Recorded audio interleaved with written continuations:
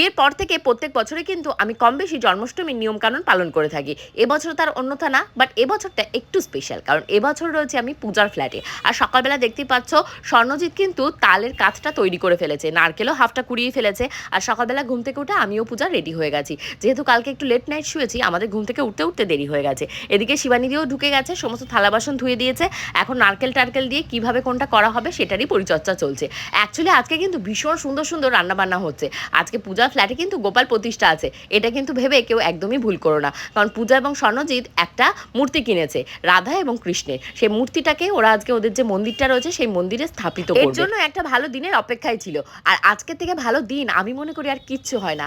আজকে ভগবান, স্বয়ং ভগবানের আজকে রয়েছে বার্থডে উপলক্ষে বেলুনও ফোলানো হবে। তো চলো আমরা কি কি আয়োজন করেছি তোমাদেরকেও দেখাই, আর তোমাদের সাথে সেটা ভাগ করে নিই। কি ভুল ত্রুটি করলাম অবশ্যই কমেন্ট সেকশনে কমেন্ট করো। মিলে গেছে রান্নাঘরে, তা আমি আবার ওদের জিজ্ঞাসা করলাম যে কি করবো, কারণ 12টা একটা বাজে, ঠাকুরের জিনিসও তো গোছাতে হবে, ফুল টুল। এখানে বিশেষ কোনো কাজ না থাকলেও অনেক রকমেরই কাজ রয়েছে, ধূপকাঠি টাঠি রেডি করা, ধুনো টুনো, ওগুলো ফল টল বানানো, এগুলো সব বানাবো।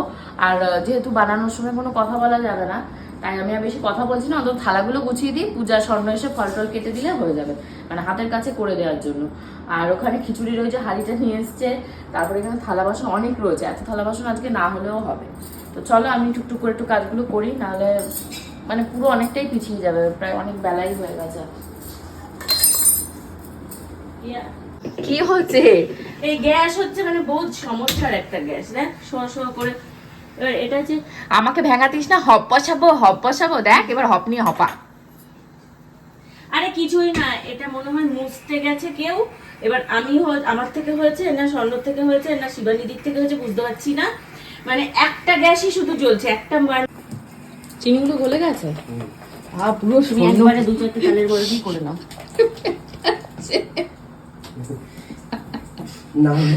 না হলে হবে না, আসলে ওই যে ঘোরানোটা দিয়ে না হয় না, ওইটা দিয়ে যে ব্লেন্ডার তো সুখী প্রাণীদের জন্য, ওটা দিয়ে হয় না।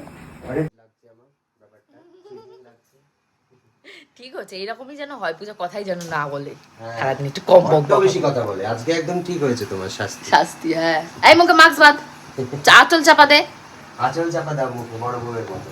হ্যাঁ, ভগবানের ভোগ রান্না চারটেখানি ব্যাপার না। পূজার ওপাশে বড়া ভাজা হয়ে গেছে, পূজা কথা বলতে পারবে না, ভগবানের ভোগ রান্না করছে। তো আমি এই পাশে দুধটাকে আলাদা করে এখানটা ঢেলে দেবো। দুধ ঢেলে দিয়ে কি হবে, এখানটায় কিছুটা দুধ দিয়ে সুজি হবে, কিছুটা দিয়ে পায়েস হবে, আর কিছুটা দিয়ে তালের ক্ষীর হবে।